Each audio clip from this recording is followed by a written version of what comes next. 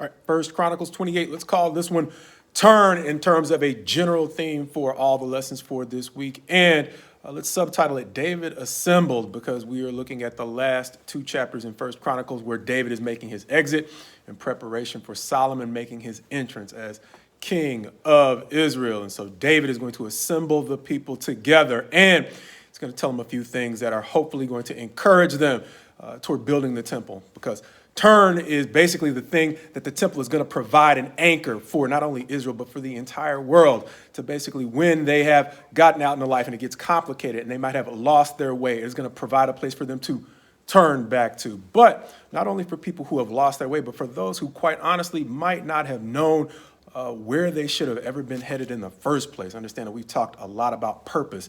You're not necessarily born understanding what your purpose should be. And so there are times when you have yet to reach an understanding of what your purpose might be. This temple is going to be more than, as we mentioned before, a structure for people to look and applaud.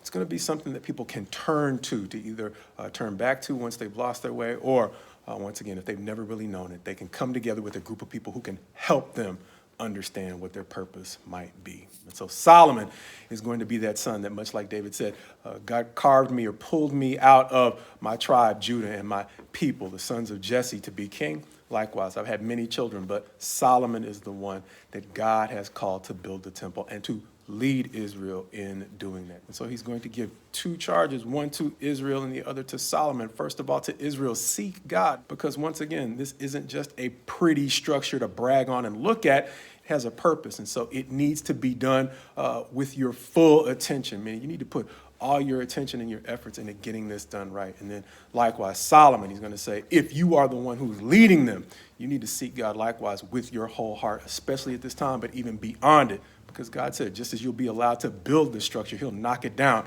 if it gets built right, but you're not living right in it. And so beyond that, for Solomon, because it's going to be a daunting task, it's not going to be enough for him to seek to do the right thing. He's going to have to get active. And so as we've already seen back around chapter 22, David has already told him to arise and work, and he's going to reiterate that now by saying, do it. But realize there's some things you need to not do as well. And so he's going to say, do not be afraid, and going back to that thing that Joshua was encouraged with, or encouraged the people with.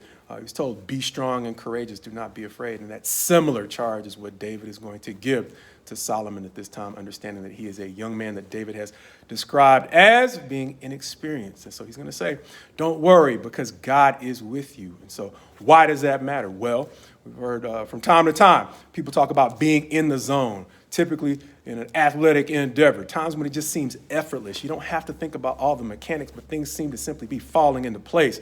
And so if God is with Solomon, he is going to seem to be in the zone, so that things he would possibly have to worry about are never even going to come to his mind. But beyond God being with him, he's going to say, look, you're not alone physically. You have people you can see who are going to be willing to help you as well. And that word willing is going to be huge in this chapter, because we've already seen how it's important to have skilled people. And beyond that, we've talked about how it's important to have people of integrity and people who are on the same page with you in terms of your purpose. But if you have ever been in a situation where you were genuinely motivated to get something done, whether it's a workplace or wherever, but there were those who you constantly had to fish out of the break room when it was time to work, you understand how it not only takes time away from you making progress, but it just gets frustrating over time to try to get everybody motivated when your option is having people who are simply willing. And so likewise for you, my prayer for me is my prayer for you, that to the degree we have found a place, or God has provided us with people who are on the same page, people who are skilled, and people who carry a level of integrity that means we don't have to constantly double check or worry about what they're doing with the money or the resources on the job site. May he also give us people who are willing, so that once again, we may all be able to move forward in the same direction efficiently, understanding that much like this temple probably had a significance that was greater than Israel could have understood before they started building it, there are things that we are working on that have a significance that is much greater than we can understand, but can likewise have a significance far beyond our understanding or even what we might have hoped, if we can first find the motivation to do our best, and then, once again, ask God to partner us with people who are willing to do the same.